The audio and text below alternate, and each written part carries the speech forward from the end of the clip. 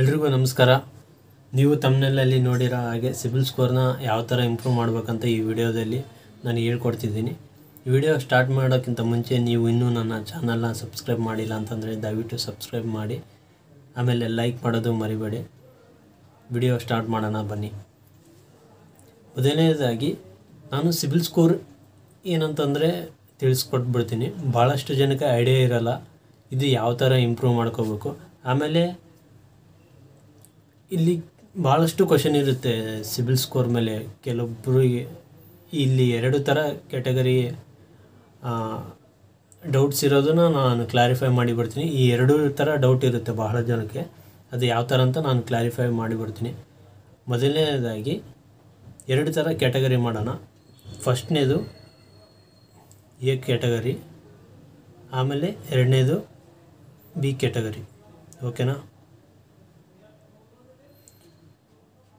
A category, B category. A category ಅಂದರೆ ಏನಂತಂದರೆ ಯಾರು ಇನ್ನೂ ಸಿಬಿಲ್ ಸ್ಕೋರ್ನ ಅಂದರೆ ಆ್ಯಕ್ಟಿವೇಟ್ ಮಾಡಿಲ್ಲ.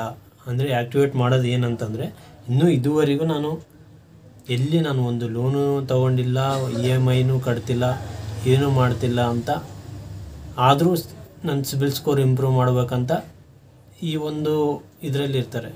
ಅಂದರೆ 0 ಸಿಬಿಲ್ ಸ್ಕೋರ್ ಇರೋರು, ಇದುವರೆಗೂ ಒಂದು ಲೋನ್ ತೊಗೊಂಡಿಲ್ಲ, ನಾನು ಯಾವುದೇ EMI ಕಟ್ತಿಲ್ಲ, ಆದರೂ ನನಗೆ ಲೋನ್ ಬೇಕು, ಕ್ರೆಡಿಟ್ ಕಾರ್ಡು ಅಪ್ಲೈ ಮಾಡಿದ್ರೂ ರಿಜೆಕ್ಟ್ ಆಗ್ತಿದೆ ಅಂತ ಅನ್ನೋರು ಎ ಕ್ಯಾಟಗರಿ. ಓಕೆನಾ? ಎ ಕ್ಯಾಟಗರಿ ಅನ್ನೋ ಇದರಲ್ಲಿ ಆ್ಯಡ್ ಮಾಡೋಣ. ಇನ್ನೊಂದು ಬಿ ಕ್ಯಾಟಗರಿ ಅಂತ ಇದೆ. ಬಿ ಕ್ಯಾಟಗರಿ ಏನಂತಂದರೆ ಆಲ್ರೆಡಿ ಲೋನ್ ತೊಗೊಂಡಿರ್ತಾರೆ. ಓಕೆನಾ? ಆಲ್ರೆಡಿ ಲೋನು, ಫೋನ್ಸು, EMI ಮೇಲೆ ಅದು ಇದು ತೊಗೊಂಡಿರ್ತಾರೆ. ಏನೋ ಫೈನಾನ್ಷಿಯಲ್ ಪ್ರಾಬ್ಲಮಿಂದ, ಒಂದೊಂದು ಸರಿ ಸ್ಯಾಲ್ರಿ ಲೇಟ್ ಇಲ್ಲ, ಏನೋ ಒಂದು ಪ್ರಾಬ್ಲಮಿಂದ EMI ಕಟ್ಟದೆ ಈಗ ಫಾರ್ ಎಕ್ಸಾಂಪಲ್ ಒಬ್ಬ ವ್ಯಕ್ತಿ 1 ವರ್ಷವರೆಗೂ ಚೆನ್ನಾಗಿ ಕಟ್ಟಿರ್ತಾನೆ.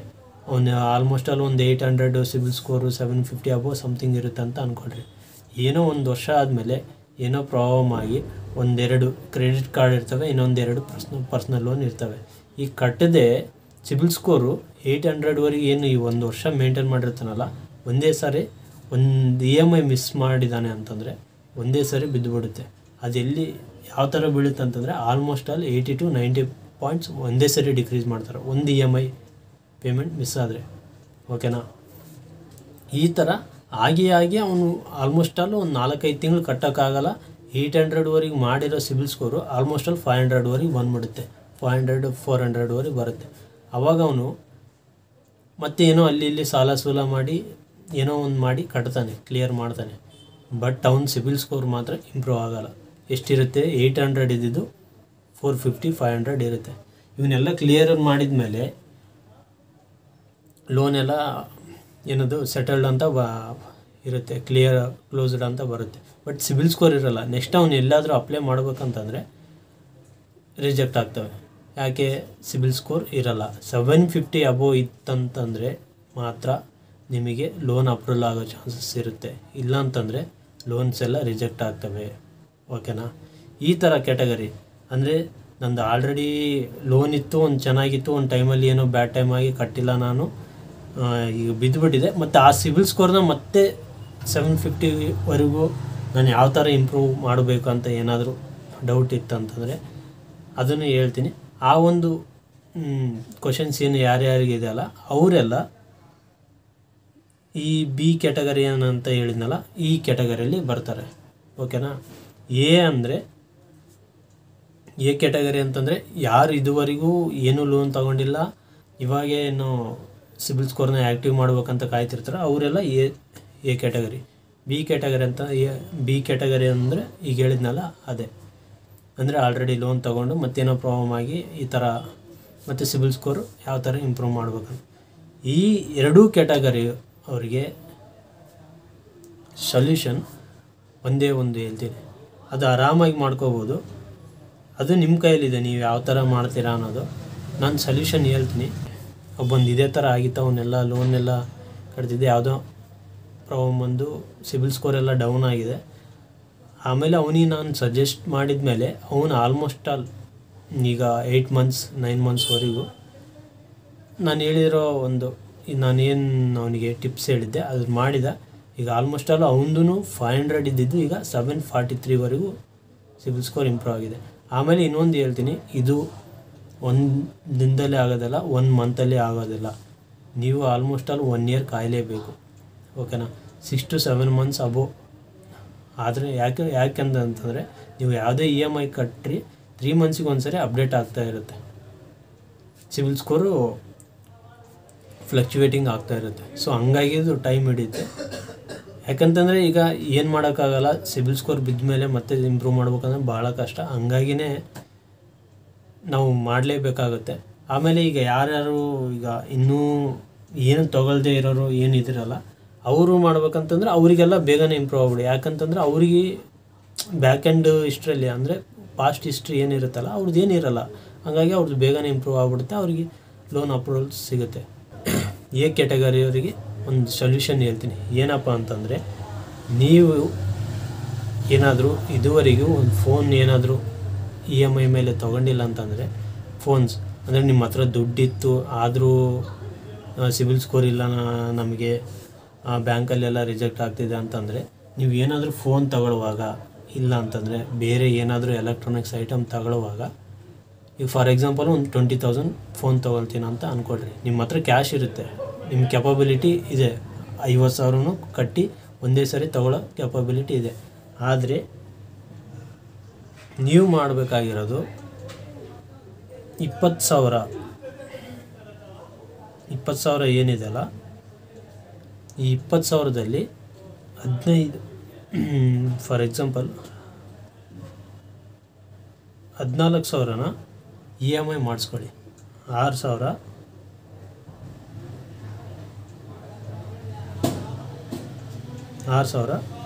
Down payment ಕಟ್ರಿ. ನಿಮ್ಮ ಹತ್ರ ದುಡ್ಡಿರುತ್ತೆ ಆದರೂ ಕೂಡ ಈ ಥರ ಮಾಡಿಸಿ. ಯಾಕಂತಂದರೆ ಈ 14,000 ಏನಿದೆಯಲ್ಲ ಅದನ್ನು EMI ಆಗಿ, ಅಂದರೆ ಅಲ್ಲಿ ನೀವು ಶೋರೂಮಲ್ಲಿ ಎಲ್ಲಿ ತೊಗೊಳಕ್ಕೆ ಹೋಗ್ತಾರಲ್ಲ ಅಲ್ಲಿ ಕೇಳಿ, ನಾವು EMI ಮೇಲೆ ತೊಗೋಬೇಕಂತಿದ್ದೀವಿ, ಅವರೇ ಮಾಡಿಕೊಡ್ತಾರೆ. ಯಾಕಂತಂದರೆ ಅವರಿಗೂ ಕಸ್ಟಮರ್ ಬೇಕಾಗಿರುತ್ತೆ. ನಾನು ಅಂದರೆ ನೀವು ಹೋಗಿ ಸಿಗಾಕೊಳ್ಳಿ ಅಂತ ಹೇಳ್ತಿಲ್ಲ, ಅಂದರೆ ಈ ಒಂದು EMI ಅದು ಒಂದು ನರಕನೇ. ಅದು ಫೇಸ್ ಮಾಡಿರೋರಿಗೆ ಗೊತ್ತಿರುತ್ತೆ ಯಾವ ಥರ ಇರುತ್ತೆ ಟಾರ್ಚರ್ ಅಂತ. ನಾನು ಹೇಳ್ತಿರೋದು ಸಿಬಿಲ್ ಸ್ಕೋರ್ ಇಂಪ್ರೂವ್ ಮಾಡ್ಬೇಕಂದ್ರೆ ಇದೊಂದೇ ದಾರಿ. ಈ ಥರ ಮಾಡಿ. ನಾನು ಹೇಳಿದ್ನಲ್ಲ 20,000 ಫೋನ್ ಇದೆ ಅಂತ ಅಂದ್ಕೊಳ್ಳಿ, ಅದರಲ್ಲಿ 6,000 ಡೌನ್ ಪೇಮೆಂಟ್ ಕಟ್ಟಿ 14,000 EMI ಮಾಡ್ಕೊಳ್ಳಿ. ಇಲ್ಲ 10,000 ಕಟ್ಟಿ ನೀವು ಇನ್ನೂ 10,000 EMI ಮಾಡ್ಕೊತೀರಾ ಅಂತ ಆ ಥರನೂ ಮಾಡ್ಕೋಬೋದು. ಒಟ್ಟಿನಲ್ಲಿ ನೀವು EMI ಕಟ್ಟಲೇಬೇಕು. ಅಂದರೆ ಒಂದು ಫೈನಾನ್ಸಲ್ಲಿ ನಿಮ್ಮದು ಆ ಲೋನ್ ಏನಿರುತ್ತಲ್ಲ ಅದು ಅಕೌಂಟ್ನ ಓಪನ್ ಮಾಡಲೇಬೇಕು. ಇದು ಏನು 14,000 ಮಾಡ್ತಿರಲ್ವಾ, ಅದನ್ನು ಆಲ್ಮೋಸ್ಟ್ ಆಲ್ ಕಡಿಮೆ, ನಿಮ್ಮ ಹತ್ರ ಆಲ್ಮೋಸ್ಟ್ ಆಲ್ ದುಡ್ಡು ಇರುತ್ತೆ. ಸೊ ಹಂಗಾಗಿ ಅದು ಎಷ್ಟು ಕಡಿಮೆ ಆಗುತ್ತೆ ಅಷ್ಟು ಕಡಿಮೆ ಟೆನರಲ್ಲಿ ಇದು ಮಾಡ್ಕೊಳ್ಳಿ. ಆಲ್ಮೋಸ್ಟ್ ಆಲ್ ನನಗೆ ಗೊತ್ತಿರೋ ಮಟ್ಟಿಗೆ 6 ತಿಂಗಳವರೆಗೆ, 6 ತಿಂಗಳು ಮಿನಿಮಮ್, 6 ತಿಂಗಳಿಂದನೇ ಸ್ಟಾರ್ಟ್ ಆಗೋದು. 6 ತಿಂಗಳು ಮಿನಿಮಮ್ ನೀವು ಕಟ್ಟಲೇಬೇಕು. 6 ತಿಂಗಳಿಗೆ ಅದೇನು EMI ಆಗುತ್ತೆ ಅದು EMI 6 ತಿಂಗಳವರೆಗೂ ಕರೆಕ್ಟಾಗಿ ಕಟ್ಟ್ರಿ. ಅದು ಆದಮೇಲೆ ನಿಮ್ದು ಆಲ್ಮೋಸ್ಟ್ ಆಲ್ 740ಇಂದ 750ವರೆಗೂ ನಿಮ್ಮ ಸಿಬಿಲ್ ಸ್ಕೋರ್ ಅಪ್ಡೇಟ್ ಆಗುತ್ತೆ. 7 ಮಂತ್ಸ್ ಆದಮೇಲೆ, ಅಂದರೆ 6 ಮಂತ್ ಏನು ಕಟ್ತಿರಲ್ಲ ಕರೆಕ್ಟಾಗಿ ಕಟ್ಕೊಂತ ಹೋಗಿ 7 ಮಂತ್ಸ್ ಆದಮೇಲೆ ಚೆಕ್ ಮಾಡಿ 740ಇಂದ 750ವರೆಗೂ ಈಸಿಯಾಗಿ ನಿಮ್ಮದು ಸಿಬಿಲ್ ಸ್ಕೋರ್ ಇರುತ್ತೆ. ಇದಕ್ಕಿಂತ ಮುಂಚೆ ನೋಡಿದಾಗ ನಿಮ್ಮ ಸಿಬಿಲ್ ಸ್ಕೋರೇ ಅಪ್ಡೇಟ್ ಆಗಿರಲ್ಲ, ಏನೂ ಇರಲ್ಲ. ಆದರೆ ಇವಾಗ ಈ ಒಂದು 6 ತಿಂಗಳು ಕಟ್ಟುತ್ತಿರಲ್ಲ, ಕಟ್ಟಿದ ಮೇಲೆ 740ಇಂದ 750ವರೆಗೆ ಅಪ್ಡೇಟ್ ಆಗಿರುತ್ತೆ. ಇದು ಆದಮೇಲೆ ಮತ್ತೆ ನೀವೇನಾದರೂ ಇನ್ನೊಂದು ಫೋನು ಮತ್ತು EMI ತೊಗೊಂಡು ಅದು ಕಟ್ಟಿದ್ರೆ ಅಂತ ಅಂದ್ಕೊಳ್ಳಿ, ಆಲ್ಮೋಸ್ಟ್ ಆಲ್ 800ವರೆಗೆ ಹೋಗೋ ಚಾನ್ಸಸ್ ಇರುತ್ತೆ. 800ವರೆಗೆ ಹೋಗೋ ಚಾನ್ಸಸ್ ಇರುತ್ತೆ ನಿಮ್ಮ ಸಿಬಿಲ್ ಸ್ಕೋರ್. ಮತ್ತು ಆಮೇಲೆ ನೀವು ಹಂಗೆ ಕಂಟಿನ್ಯೂಸ್ ಆಗಿ EMI ಮಾಡ್ಕೊಳ್ಳಿ. ಇದು ಆದಮೇಲೆ ನೀವೇನಾದರೂ ಬ್ಯಾಂಕಲ್ಲಿ ಲೋನಿಗೆ ಏನಾದರೂ ಅಪ್ಲೈ ಮಾಡಿದ್ರೆ ಅಂತಂದರೆ ಇಮ್ಮಿಡಿಯೇಟಾಗಿ ಅಪ್ರೂವಲ್ ಆಗ 99.99% ಚಾನ್ಸ್ ಇದೆ. ಓಕೆನಾ? ಇದು ಫಾರ್ ಯಾರಿಗೆ ಇನ್ನೂ ಯಾರು ಸಿಬಿಲ್ ಸ್ಕೋರ್ ಸ್ಟಾರ್ಟಿಂಗಲ್ಲಿ ಇಂಪ್ರೂವ್ ಮಾಡ್ಕೊಬೇಕಂತಿದ್ದೀರಾ, ಲೋನ್ ಅಪ್ರೂವಲ್ ಆಗ್ತಿಲ್ಲ ಅಂತ ಯಾರು ಇದ್ದೀರಲ್ಲ ಅವರಿಗೆ ಹೇಳ್ತಿರೋದು. ಓಕೆನಾ?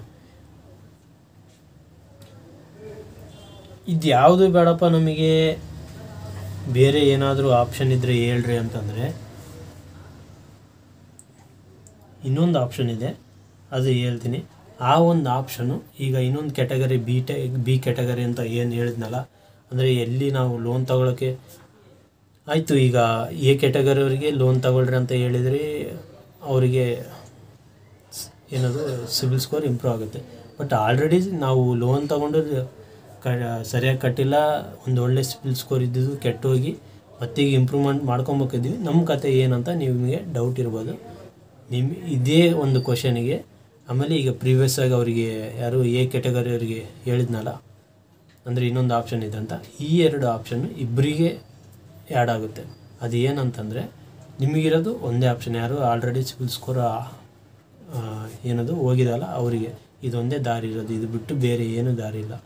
ಏನಂತಂದರೆ ಇಬ್ಬರಿಗೂ ಎ ಪ್ಲಸ್ ಬಿ ಇಬ್ಬರಿಗೂ ಒಂದೇ ಸೊಲ್ಯೂಷನ್. ಏನಪ್ಪ ಅಂತಂದರೆ ಎಫ್ ಡಿ ಮೇಲೆ FD ಕ್ರೆಡಿಟ್ ಕಾರ್ಡ್ ತೊಗೋಬೇಕು ನೀವು. ಯಾವ ಥರ ಇದು ಅಂತಂದರೆ ನಿಮ್ಮದು ಯಾವುದು ಸೇವಿಂಗ್ ಅಕೌಂಟ್ ಇರುತ್ತಲ್ಲ, ಆ ಒಂದು ಸೇವಿಂಗ್ ಅಕೌಂಟಲ್ಲಿ ಅಲ್ಲಿ ಬ್ಯಾಂಕಿಗೆ ಹೋಗಿ ಕೇಳಿ. ಒಂದೊಂದು ಬ್ಯಾಂಕಲ್ಲಿ ಒಂದೊಂದು ಥರ ವೇರಿಯೇಷನ್ ಇದೆ. ಕೆಲವೊಂದು ಬ್ಯಾಂಕಲ್ಲಿ 5,000 FD ಮಾಡಿದ್ರು ಕ್ರೆಡಿಟ್ ಕಾರ್ಡ್ ಎಫ್ ಡಿ ಮೇಲೆ ನಾವು ಕ್ರೆಡಿಟ್ ಕಾರ್ಡ್ ತೊಗೋಬೇಕಂತಿದ್ದೀವಿ ಅಂತ ಹೇಳಿ ಅವ್ರಿಗೆ, ಅವ್ರು ಮಾಡಿಸಿ ಕೊಡ್ತಾರೆ ನಿಮಗೆ. ನಿಮ್ಮ ಹತ್ರ ದುಡ್ಡಿತ್ತು ಎಲ್ಲ ಇತ್ತು, ಅದು ಸಿಬಿಲ್ ಸ್ಕೋರ್ ಇಲ್ಲ ಅಂತಂತ ಏನಾದರೂ ನಿಮಗೆ ಡೌಟ್ ಇತ್ತು ಅಂದರೆ ಪ್ರಾಬ್ಲಮ್ ಇತ್ತು ಅಂತಂದರೆ ನೀವು ಈಗ ಈ ಕೆಲಸ ಮಾಡಿ, FD ಮೇಲೆ ಕ್ರೆಡಿಟ್ ಕಾರ್ಡ್ ತಗೊಳ್ಳಿ. ಅದರಲ್ಲಿ ಈಗ ಫಾರ್ ಎಕ್ಸಾಂಪಲ್ 10,000 FD ಮಾಡಿದ್ರೆ ಅಂತ ಅಂದ್ಕೊಳ್ಳಿ.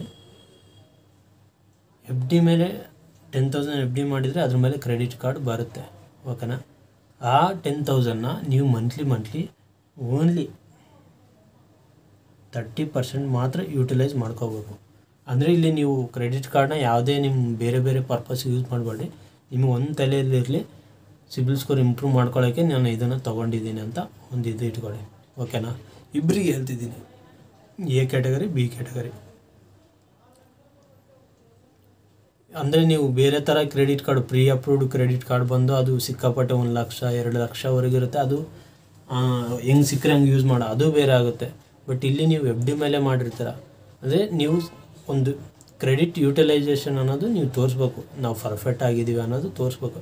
ಅದು ಯಾವ ಥರ ಅಂತಂದರೆ ನೀವು ನಿಮ್ದು ಏನು ಲಿಮಿಟ್ ಇರುತ್ತಲ್ಲ 10,000 ಅಂತಂದರೆ ಅದರಲ್ಲಿ 30% ಮಾತ್ರ ನೀವು ಯೂಸ್ ಮಾಡ್ಕೋಬೇಕು. ಆವಾಗ ಈ ಒಂದು 30%ನ್ನು ನೀವು ಒಂದು 6 to 7 months ಎವ್ರಿ ಮಂತ್ ನೀವು ಮಂತ್ಲಿ ಒಂದು 3,000, ಯಾವುದು 30% ಅಂದರೆ 10,000ಅಲ್ಲಿ 3,000ನ ನೀವು ಮಂತ್ಲಿ ನೀವು ಫ್ಯೂಯಲ್ ಪೆಟ್ರೋಲ್ ಏನು ಹಾಕ್ಸ್ತಿರಲ್ಲ ಅದಕ್ಕೆ ಯೂಸ್ ಮಾಡ್ಕೊಳ್ಳಿ ಅಷ್ಟೇ. ಅದು ಬಿಟ್ಟು ಬೇರೆ ಏನು ಯೂಸ್ ಮಾಡ್ಕೊಳಕ್ಕೆ ಹೋಗ್ಬಿಡಿ. 30%ಗಿಂತ ಜಾಸ್ತಿ ಹೋಗ್ಕೋಬೇಡಿ. ಆಲ್ಮೋಸ್ಟ್ ಆಲ್ 6 to 7 months ಈ ಥರ ಟ್ರೈ ಮಾಡಿ. ಈ ಒಂದು 30% ಯೂಸ್ ಮಾಡಿಕೊಂಡು ನೀವು ಮಂತ್ಲಿ ಅದೇನು ಬಿಲ್ಲಿಂಗ್ ಪೇಮೆಂಟ್ ಇರುತ್ತಲ್ಲ, ನಿಮ್ಗೆ ಆಲ್ರೆಡಿ ಜನ್ರೇಟಾಗಿ ಮೆಸೇಜ್ ಬರುತ್ತೆ, ಅದನ್ನು ನೀವು ಕಟ್ಕೊಂಡು ಹೋದರೆ ಇಬ್ಬರಿಗೂ ಎ ಕ್ಯಾಟಗರಿ ಬಿ ಕ್ಯಾಟಗರಿ ಇಬ್ಬರು ನೀವೇನಾದರೂ ಕಟ್ಕೊಂಡು ಹೋದರೆ 7 to 8 monthsಲ್ಲಿ ನಿಮ್ಮ ಸಿಬಿಲ್ ಸ್ಕೋರ್ ಆರಾಮಾಗಿಯೇ ಇಂಪ್ರೂವ್ ಆಗುತ್ತೆ, ಈಸಿಯಾಗಿ ಇಂಪ್ರೂವ್ ಆಗುತ್ತೆ. ಆಮೇಲೆ ನಿಮಗೆ ಗೊತ್ತಾಗುತ್ತೆ, ನಿಮಗೆ ಒಂದು ಐಡಿಯಾ ಬಂದುಬಿಡುತ್ತೆ, ಹೌದು ಯಾವ ಥರ ಅಂತ. ನಿಮಗೆ ಇನ್ನೂ ಸಿಬಿಲ್ ಸ್ಕೋರ್ ಇಂಪ್ರೂವ್ ಇನ್ನೂ 2 months ನೀವೇ ಮುಂದೆ ಹೋಗ್ತೀರ. ನಾನು 7 months ಅಂತ ಹೇಳಿದ್ದೀನಿ, ನೀವು 1 yearವರೆಗೂ ಕಟ್ತೀರ. ಆ ಥರ ಒಂದಿದೆ. ಈ FD ಕ್ರೆಡಿಟ್ ಕಾರ್ಡ್ ಹೆಂಗೆ ಏನು ಅಂತ ಗೊತ್ತಿಲ್ಲ ಅಂತಂದರೆ ನೀವು ನಿಯರೆಸ್ಟ್ ನಿಮ್ದು ಯಾವುದು ಸೇವಿಂಗ್ ಅಕೌಂಟ್ ಇದೆಯಲ್ಲ, ಯಾವ ಬ್ಯಾಂಕಲ್ಲಿ ಇರುತ್ತಲ್ಲ ಅಲ್ಲಿ ಹೋಗಿ ಕೇಳಿ, ಈ ಥರ FD ಮೇಲೆ ನಾನು ಕ್ರೆಡಿಟ್ ಕಾರ್ಡ್ ತೊಗೋಬೇಕಂತಿದ್ದೀನಿ, FD ಮಿನಿಮಮ್ FD ಎಷ್ಟು ಅಂತ ಕೇಳಿ. ಕೆಲವೊಂದು ಬ್ಯಾಂಕಲ್ಲಿ 5,000 ಇದೆ, ಕೆಲವೊಂದು ಬ್ಯಾಂಕಲ್ಲಿ ಸ್ಟಾರ್ಟಿಂಗ್ 30,000 ಇದೆ. ಒಂದೊಂದು ಬ್ಯಾಂಕಲ್ಲಿ ಒಂದೊಂದು ಥರ ಬೇರೆ ಆಗ್ತಾ ಹೋಗುತ್ತೆ. ಅದು ಯಾವ ಥರ ನೀವು ಕೇಳ್ಕೊಂಡು ನೀವು ಅದನ್ನು ಕರೆಕ್ಟಾಗಿ ಮಂತ್ಲಿ ಅದು ರೀಪೇಮೆಂಟ್ ಟೈಮಿಂಗ್ ಏನಿರುತ್ತಲ್ಲ ಅದನ್ನು ಕಟ್ಕೊಳ್ತಾ ಹೋಗಿ 7 to 8 monthsಲ್ಲಿ ನಿಮ್ಮ ಸಿಬಿಲ್ ಸ್ಕೋರ್ ಈಸಿಯಾಗಿ ಇಂಪ್ರೂವ್ ಆಗುತ್ತೆ. ಇದು ಎ ಕ್ಯಾಟಗರಿ ಮತ್ತು ಬಿ ಕ್ಯಾಟಗರಿಗೆ ಇದೊಂದು ಸೊಲ್ಯೂಷನ್, ಯಾವುದು FD ಕ್ರೆಡಿಟ್ ಕಾರ್ಡ್. ಇದೆಲ್ಲ ಇಲ್ಲ ಅಂತಂದರೆ ಇನ್ನೊಂದು ಸೊಲ್ಯೂಷನ್ನೂ ಇದೆ ಇಬ್ಬರಿಗೂ. ಇದು ಭಾಳ ರಿಸ್ಕಿ ಅನ್ನೋದಕ್ಕಿಂತ ಸುಮ್ಮನೆ ಆಪ್ಷನ್ ಇದೆ, ಹೇಳ್ತಿದ್ದೀನಿ, ಅದು ನಿಮಗೆ ಬಿಟ್ಟಿದ್ದು, ನೀವು ಯಾವ ಥರ ಮಾಡ್ಕೊತೀರ ಅಂತ. ಇದು ಕ್ರೆಡಿಟ್ ಕಾರ್ಡ್ ತೊಗೊಂಡ್ರೂ ಅಷ್ಟೇ ಇಂಟ್ರೆಸ್ಟ್ ಕಟ್ಟಬೇಕು, ಅದು ಏನು ಮಾಡೋಕ್ಕಾಗಲ್ಲ. ಆಮೇಲೆ ಈಗ ಏನು ಫೋನ್ ಹೇಳಿದ್ನಲ್ಲ, ನಿಮ್ಮ ಹತ್ರ ದುಡ್ಡಿದ್ರೂ ಮತ್ತು EMI ಮೇಲೆ ತೊಗೋಬೇಕಂತ ಹೇಳಿದ್ದೀನಿ. ಅದೂ ಅಷ್ಟೇ, ಅದನ್ನು ಇಂಟ್ರೆಸ್ಟ್ ಹೋಗುತ್ತೆ. ಇನ್ನೊಂದು ಏನಂತಂದರೆ, ಬೇಗನೆ ಇನ್ನೂ ಸ್ವಲ್ಪ ಸ್ಪೀಡಾಗಿ ನಮಗೆ ಸಿಬಿಲ್ ಸ್ಕೋರ್ ಇಂಪ್ರೂವ್ ಆಗ್ಬೇಕಂತಂದರೆ, ನಿಮ್ಮ ಹತ್ರ ಏನಾದರೂ ಗೋಲ್ಡ್ ಇತ್ತು ಅಂತಂದರೆ, ಅಂದರೆ ಸಮಥಿಂಗ್ ಏನೋ ಗೋಲ್ಡ್ ಇತ್ತು ಅಂತ ಅಂದ್ಕೊಳ್ರಿ, ಆ ಗೋಲ್ಡನ್ನು ನೀವು ಬ್ಯಾಂಕಲ್ಲಿ ಅಂದರೆ ಪ್ಲೆಡ್ಜ್ ಮಾಡಿ, ಅಂದರೆ ಒತ್ತೆ ಇಟ್ಟು ಸ್ವಲ್ಪ ಅಮೌಂಟ್ ತೊಗೊಳ್ಳಿ. ಅದಕ್ಕೇನಿದೆಯಲ್ಲ ಅದರಲ್ಲಿ 50% ಅದಕ್ಕೆಷ್ಟು, ಈಗ ಫಾರ್ ಎಕ್ಸಾಂಪಲ್ ಯಾವುದೋ ಒಂದು ಚೈನ್ ತೊಗೊಳ್ಳಿ, ಅದೊಂದು 30-40,000 ಅದು ಲೋನ್ ಅಮೌಂಟ್ ಸ್ಯಾಂಕ್ಷನ್ ಆಗೋದೇ ಇರುತ್ತೆ. ಅದರಲ್ಲಿ 20,000 ತೊಗೊಳ್ಳಿ, ಇಲ್ಲ 10,000 ತಗೊಳ್ಳಿ. 10,000 ತೊಗೊಳ್ಳಿ ಸಾಕು. 10,000 ತೊಗೊಂಡು ಇದನ್ನು ಮಂತ್ಲಿ ಅದರದ್ದೇನು ಇಂಟ್ರೆಸ್ಟ್ ಇರುತ್ತಲ್ಲ ಅದನ್ನು ಕಟ್ಕೊತ ಹೋಗಿ. ಆ ಡ್ಯೂ ಡೇಟ್ ಏನಿರುತ್ತಲ್ಲ ಅದನ್ನು ಮಂತ್ಲಿ ಕಟ್ಕೊಂಡು ಹೋಗಿ. ಯಾವುದೇ ಪ್ರಾಬ್ಲಮ್ ಇಲ್ಲದೆ ನಿಮಗೆ ಈಸಿಯಾಗಿ ಬೇಗನೆ, ಆದಷ್ಟು ಬೇಗನೆ. ಯಾಕೆ ಅಂತಂದರೆ ಗೋಲ್ಡ್ ಲೋನ್ದು ಏನು ಸಿಬಿಲ್ ಸ್ಕೋರ್ ಇರುತ್ತಲ್ಲ ಅದ್ರದ್ದು ಭಾಳನೇ ಸ್ಪೀಡಾಗಿ ಆಗುತ್ತೆ. ಈ ಕ್ರೆಡಿಟ್ ಕಾರ್ಡ್ ಅದೆಲ್ಲ ಭಾಳ ಸ್ವಲ್ಪ ಲೇಟಾಗಿ ಏನು ಕ್ರೆಡಿಟ್ ಸಿಬಿಲ್ ಮತ್ತು ಇನ್ನೊಂದು ಈಕ್ವಿಟಿ ಫ್ಯಾಕ್ಸ್ ಅಂತ ಇದೆ, ಅದಕ್ಕೆ ರಿಪೋರ್ಟ್ ಮಾಡೋದು ಭಾಳ ಲೇಟಾಗಿ ಮಾಡ್ತಾರೆ. ಆದರೆ ಈ ಗೋಲ್ಡ್ ಇದರಿಂದ ಏನಾದರೂ ನೀವು ಪೇ ಮಾಡಿರ ಅಂತಂದರೆ ಇಮ್ಮಿಡಿಯೇಟಾಗಿ ಅವರು ರಿಪೋರ್ಟ್ ಮಾಡ್ತಾರೆ. ಆವಾಗ ನಿಮ್ಮ ಸಿಬಿಲ್ ಸ್ಕೋರ್ ಬೇಗನೆ ಇಂಪ್ರೂವ್ ಆಗುತ್ತೆ. ಓಕೆನಾ, ಇದು ಒಂದು ಆಪ್ಷನ್. ನಾನು ಹೇಳಿದ್ನಲ್ಲ, ಒಂದು ಎ ಕ್ಯಾಟಗರಿಯವರಿಗೆ ಫಸ್ಟ್ನೇದು ಯಾವುದಾದ್ರೂ ಲೋನ್ ಮೇಲೆ, ಅಂದರೆ ಎಲೆಕ್ಟ್ರಾನಿಕ್ಸ್ ಐಟಮ್ ಏನಾದರೂ ನೀವು ತೊಗೊಳಂಗಿದ್ರೆ EMI ಮೇಲೆ ತೊಗೊಳ್ಳಿ. ಅದನ್ನು ಒಂದು 6 to 7 months EMI ಇಟ್ಕೊಂಡು ಕಟ್ಕೊಂಡು ಹೋಗಿ. ಆಮೇಲೆ ನೀವು ಚೆಕ್ ಮಾಡ್ಕೊಳ್ಳಿ, ಸಿಬಿಲ್ ಸ್ಕೋರು ಆಲ್ರೆಡಿ ಇಂಪ್ರೂವ್ ಆಗಿರುತ್ತೆ, ಅಂದರೆ 750 ಆಗಿರುತ್ತೆ. ಆಮೇಲೆ ನೀವು ಅಪ್ಲಿಕೇಶನ್ ಏನಾದರೂ ಲೋನ್ಸ್ ಅದು ಅಪ್ಲೈ ಮಾಡ್ಬೇಕಂತಂದರೆ ಅಪ್ಲೈ ಮಾಡ್ಕೋಬೋದು, ರಿಜೆಕ್ಟ್ ಆಗೋಲ್ಲ. ಇನ್ನೊಂದು ಆಪ್ಷನ್ ಏನು ಹೇಳಿದ್ನೆ, ಇಬ್ಬರಿಗೆ A category B category FD ಮೇಲೆ ಕ್ರೆಡಿಟ್ ಕಾರ್ಡ್ ತೊಗೊಳ್ಳೋದು, ಇದು ಒಂದು ಆಯಿತು. ಥರ್ಡ್ ಪಾಯಿಂಟ್ ಗೋಲ್ಡ್ ಲೋನ್ ತೊಗೊಳ್ಳೋದು. ಈ ಮೂರರಲ್ಲಿ ಯಾವುದಾದ್ರೂ ಮಾಡ್ಬೋದು. ನಾನು ಕ್ಲಿಯರಾಗಿ ಹೇಳಿದ್ದೀನಿ ಯಾವುದು ಯಾರಿಗೆ ಅಪ್ಲಿಕೇಬಲ್ ಆಗುತ್ತಂತ. ನಿಮಗೇನಾದರೂ ಡೌಟ್ ಇತ್ತು ಅಂತಂದರೆ ಕೆಳಗಡೆ ಕಮೆಂಟ್ ಸೆಕ್ಷನಲ್ಲಿ ಕಮೆಂಟ್ ಮಾಡಿ, ನಾನು ಆನ್ಸರ್ ಮಾಡೋಕ್ಕೆ ಟ್ರೈ ಮಾಡ್ತೀನಿ. ಓಕೆನಾ. ನಾವು ನೋಡಿದಾಗೆ ಬಹಳಷ್ಟು ಜನ ಲೋನ್, ಆಮೇಲೆ ಕಾರ್ ಲೋನ್, ಅದು ಇದು, ಆಮೇಲೆ ಪರ್ಸ್ನಲ್ ಲೋನ್, ಕೆಲವೊಂದು ಕ್ರೆಡಿಟ್ ಕಾರ್ಡಿಗೆಲ್ಲ ಅಪ್ಲೈ ಮಾಡ್ತಿರ್ತಾರೆ. ಆಮೇಲೆ ಅಪ್ಲೈ ಮಾಡಿದ ಮೇಲೆ ಏನಾಗುತ್ತೆ ಅಂತಂದರೆ ರಿಜೆಕ್ಟ್ ಅಂತ ಬರುತ್ತೆ. ರಿಜೆಕ್ಟ್ ಅಂತ ಬಂದಮೇಲೆ ನೀವು ಏನೇನೋ ಮಾಡ್ತೀರಾ, ಆದರೂ ಎಲ್ಲ ಅಪ್ಲಿಕೇಶನ್ ರಿಜೆಕ್ಟೇ ಆಗುತ್ತೆ. ಕೆಲವೊಂದು ಬ್ಯಾಂಕಲ್ಲಿ ಅಪ್ಲೈ ಮಾಡ್ತಾರೆ, ರಿಜೆಕ್ಟ್ ಆಗುತ್ತೆ. ಇನ್ನೊಂದು ಬ್ಯಾಂಕಲ್ಲಿ ಅಪ್ಲೈ ಮಾಡ್ತಾರೆ, ಅಲ್ಲಿ ರಿಜೆಕ್ಟ್ ಆಗುತ್ತೆ. ಕೆಲವೊಂದು ಲೋನ್ಸ್ ಅಪ್ಲಿಕೇಶನ್ಸ್ ಏನಿರ್ತಾವಲ್ಲ ಆ್ಯಪ್ಸು, ಅದರಲ್ಲಿ ಟ್ರೈ ಮಾಡ್ತೀರಾ, ಅದರಲ್ಲಿ ರಿಜೆಕ್ಟ್ ಆಗ್ತವೆ. ಆಮೇಲೆ ಕೆಲವೊಬ್ಬರು ಏಜೆಂಟ್ ಕಡೆಯಿಂದ ಎಲ್ಲ ಟ್ರೈ ಮಾಡ್ತಿರ್ತಾರೆ, ಅದನ್ನು ರಿಜೆಕ್ಟ್ ಆಗುತ್ತೆ. ಈ ಥರ ರಿಜೆಕ್ಟ್ ಆಗಿ ನೀವು ಇನ್ನೂ ಇರುವಂಥ ಸಿಬಿಲ್ ಸ್ಕೋರ್ನ ಇನ್ನೂ ಡೌನ್ ಮಾಡ್ಕೊತೀರ. ಇದೊಂದು ತಲೆಯಲ್ಲಿ ನೆನಪಿಟ್ಕೊಳ್ಳಿ. ಯಾವತ್ತು ನಿಮ್ಮ ಯಾವುದಾದ್ರೂ ಅಪ್ಲಿಕೇಶನ್ ರಿಜೆಕ್ಟ್ ಆಯಿತು ಅಂತಂದರೆ ಅದಾದಮೇಲೆ ಮತ್ತೆ ಇನ್ನೊಂದು ಕಡೆ ಟ್ರೈ ಮಾಡೋಕ್ಕೆ ಹೋಗಬೇಡಿ.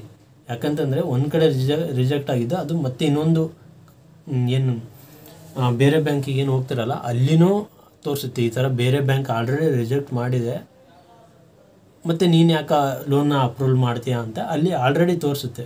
ಸೊ ಅವರೂ ರಿಜೆಕ್ಟ್ ಮಾಡ್ತಾರೆ. ಏನಾಯಿತು, 1+1 2 ಆಯಿತು. ಮತ್ತು ಇನ್ನೊಂದು ಬ್ಯಾಂಕಿಗೆ ಹೋಗ್ತೀರಾ, ಥರ್ಡ್ ಬ್ಯಾಂಕ್ ಇಲ್ಲ ಯಾವುದಾದ್ರೂ ಇನ್ನೊಂದು ಅಪ್ಲಿಕೇಶನ್ಗೆ ಹೋಗ್ತೀರಾ, ಅಲ್ಲಿ ಚೆಕ್ ಮಾಡಿಸ್ತೀರಾ, ಅಲ್ಲೇನಾಗುತ್ತೆ 1+1 2 ಆಯಿತು.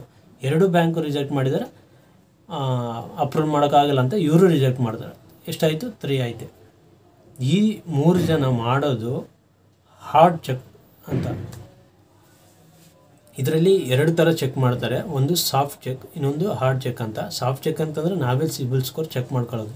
ಬಟ್ ಇದು ಹಾರ್ಡ್ ಚೆಕ್ ಅನ್ನೋದು ನಾವು ಯಾವುದಾದ್ರೂ ಲೋನ್ಗೆ ಕ್ರೆಡಿಟ್ ಕಾರ್ಡಿಗೆ ಏನಾದರೂ ಅಪ್ಲೈ ಮಾಡಿದಾಗ ಅವ್ರ ಕಡೆಯಿಂದ ಚೆಕ್ ಮಾಡಿದರೆ ಅದು ಸಿಬಿಲ್ ಸ್ಕೋರ್ಗೆ ಎಫೆಕ್ಟ್ ಆಗುತ್ತೆ, ಆಮೇಲೆ ಡೌನ್ ಕೂಡ ಆಗುತ್ತೆ. ಯಾಕಂತಂದರೆ ನೀವು ರಿಜೆಕ್ಟ್ ಆದರೆ ಇಮ್ಮಿಡಿಯೇಟಾಗಿ ಡೌನ್ ಆಗಿಬಿಡುತ್ತೆ. ಓಕೆನಾ, ಇದೊಂದು ನೆನಪಿಟ್ಕೊಳ್ಳಿ. ಹಂಗಾಗಿನೇ ಒಂದು ಯಾವುದಾದ್ರೂ ರಿಜೆಕ್ಟ್ ಆಯಿತಾ ಬಿಟ್ಕೊಂಬಿಡಿ, ಒಂದು 3 months ವೇಟ್ ಮಾಡಿ. ನೀವು ಯಾವುದಾದ್ರೂ ರೀಪೇಮೆಂಟ್ ಏನಾದರೂ ಮಾಡಿದರೆ, ಅಂದರೆ ಲೇಟ್ ಆಗಿತ್ತು ಅಂತಂದರೆ ಅದು ಅಪ್ಡೇಟ್ ಆಗೋಕ್ಕೆ ಸ್ವಲ್ಪ ಲೇಟ್ ಆಗುತ್ತೆ. ಅದನ್ನು ನೀವು ನಿಯರೆಸ್ಟ್ ಬ್ಯಾಂಕ್ ಯಾವುದು ಕಟ್ತಿರ್ತಾರಲ್ಲ ಅಲ್ಲಿ ಹೋಗಿ ಮಾತಾಡ್ಕೊಳ್ಳಿ, ಈ ಥರ ನಮ್ಮದು ಆಲ್ರೆಡಿ ಕಟ್ಟಿದ್ದೀವಿ, ಆದ್ರೂ ಯಾಕೆ ಇನ್ನೂ ನಮ್ಮ ಸಿಬಿಲ್ ಸ್ಕೋರ್ ಇಂಪ್ರೂವ್ ಆಗಿಲ್ಲ ಅಂತ ಮಾತಾಡಿ ಅಲ್ಲಿ ಕ್ಲಿಯರ್ ಮಾಡ್ಕೊಳ್ಳಿ. ಒಂದೊಂದು ಸರಿ ಅವರು ರಿಪೋರ್ಟ್ ಮಾಡೋದನ್ನು ಲೇಟ್ ಆಗ್ತಿರುತ್ತೆ. ಓಕೆನಾ, ಐ ಹೋಪ್ ಈ ವಿಡಿಯೋ ನಿಮಗೆ ಇಷ್ಟ ಆಗಿದೆ ಅಂತ ಅಂದ್ಕೊತಿದ್ದೀನಿ.